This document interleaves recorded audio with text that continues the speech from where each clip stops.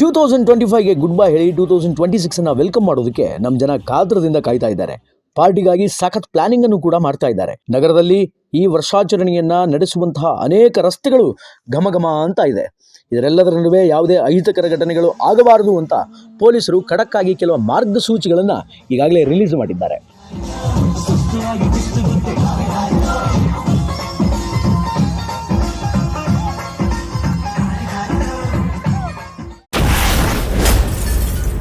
New year ಸೆಲೆಬ್ರೇಷನ್ಗೆ guidelines release. ಭದ್ರತೆಗೆ ಬರೋಬ್ಬರಿ 20,000 ಪೊಲೀಸರ ನಿಯೋಜನೆ.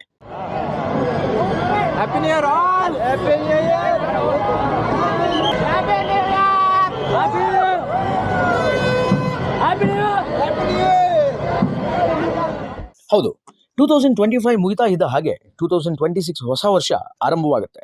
ಈ ಬಾರಿ ನ್ಯೂ ಇಯರ್ ಸೆಲೆಬ್ರೇಷನ್ಸ್ಗೆ ನಗರದಲ್ಲಿ 10 ಲಕ್ಷದಷ್ಟು ಜನ ಭಾಗಿಯಾಗ್ತಾರೆ ಅನ್ನುವಂತಹ ಮಾಹಿತಿ ಖಾಕಿಗೆ ಸಿಕ್ಕಿದೆ. ಹೀಗಾಗಿ ಮುಂಜಾಗ್ರತಾ ಕ್ರಮವಾಗಿ ದೊಡ್ಡ ಪ್ರಮಾಣದಲ್ಲಿ ಭದ್ರತೆಯನ್ನ ಕೈಗೊಳ್ಳಲಾಗ್ತಾ ಇದೆ.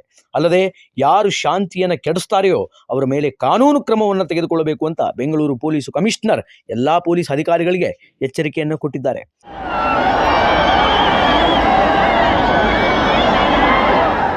ಹೋಟೆಲ್, ಪಬ್, ರೆಸಾರ್ಟ್ ಸಂಭ್ರಮಾಚರಣೆಗಳಿಗೆ ಸಮಯದ ಮಿತಿಯನ್ನ ಹೇರಲಾಗಿದೆ.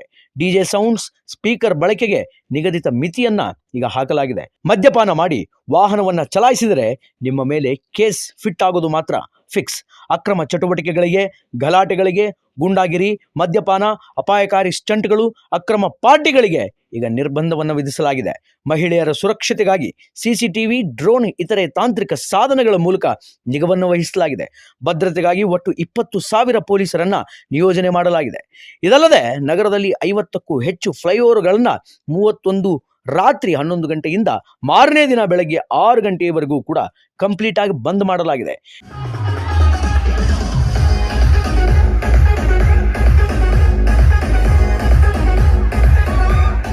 ಇನ್ನು ಸಂಭ್ರಮಾಚರಣೆ ಆಗುವಂತಹ ಸ್ಥಳದ ಸುತ್ತಮುತ್ತ ಭಾಗಗಳಲ್ಲಿ ಅಂದರೆ ಡಿಸೆಂಬರ್ 31ನೇ ತಾರೀಕು ರಾತ್ರಿ 8 ಗಂಟೆಯಿಂದ ಮಾರನೇ ದಿನ ಬೆಳಗ್ಗೆ 8 ಗಂಟೆಯವರೆಗೂ ಅನೇಕ ರಸ್ತೆಗಳು ಬಂದ್ ಆಗಲಿದೆ.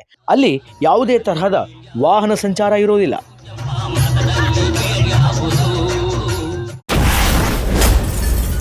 ಪಾರ್ಟಿ ಪ್ರಿಯರಿಗೆ BMTC metro good news.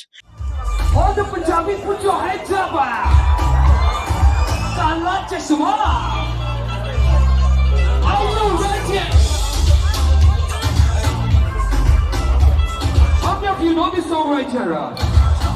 Are you ready to sing along, Bangalore? ಇನ್ನು ಡಿಸೆಂಬರ್ 31ನೇ ತಾರೀಕು ರಾತ್ರಿ 1 ಗಂಟೆಯಿಂದ ಮಧ್ಯರಾತ್ರಿ 3 ಗಂಟೆಯವರೆಗೆ ಮೆಟ್ರೋ ರೈಲುಗಳು ಸಂಚಾರದಲ್ಲಿ ಇರಲಿವೆ. ಇನ್ನು ಎಲೆಕ್ಟ್ರಾನಿಕ್ ಸಿಟಿ, ಪೂರ್ವ ಜಿಗಣಿ, ಸರ್ಜಾಪುರ, ನೆಲಮಂಗಲ, ಕೆಂಗೇರಿ, ಯಲಹಂಕ, ಹೊಸಕೋಟೆ ಸೇರಿ ಹಲವೆಡೆ ಮಧ್ಯರಾತ್ರಿ 2 ಗಂಟೆಯವರೆಗೆ ಹೆಚ್ಚುವರಿ ಬಸ್ಗಳು ಸಂಚಾರ ಮಾಡಲಿವೆ. ಆದರೆ ಡಿಸೆಂಬರ್ 31ರಂದು ರಾತ್ರಿ 10 ಗಂಟೆಗೆ MG ರೋಡ್ ಮೆಟ್ರೋ ಸ್ಟೇಷನ್ ಸಂಪೂರ್ಣವಾಗಿ ಕ್ಲೋಸ್ ಆಗಲಿದೆ.